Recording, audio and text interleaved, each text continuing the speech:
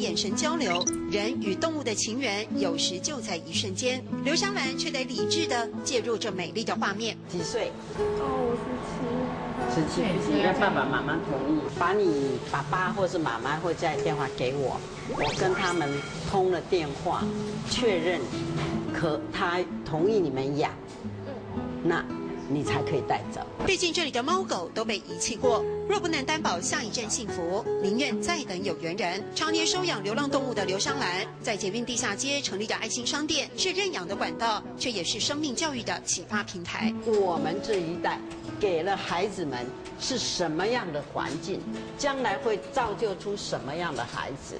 大家都认为我针对的是猫狗，错。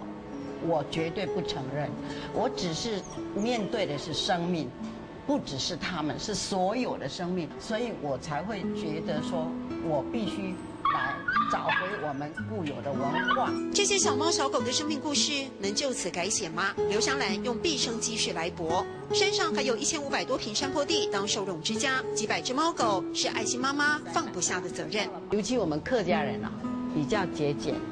那么也就是说，他对生命更尊重。为什么？他会利用更多的资源，不要浪费。这是我非常认同我们客家人的一个想法。所以为了这些小朋友，然后省吃俭用，就在两袖清风也继续奉献。不容易。人家黑客家人嘅美德。錯啊，我感覺到伊傻皮啊。这是客家人的美德哈，也让你觉得骄傲。錯啊。乐在其中。有限的资源毕竟无法根本解决流浪猫狗的问题，尊重生命依旧是台湾民众不得不精进的一课。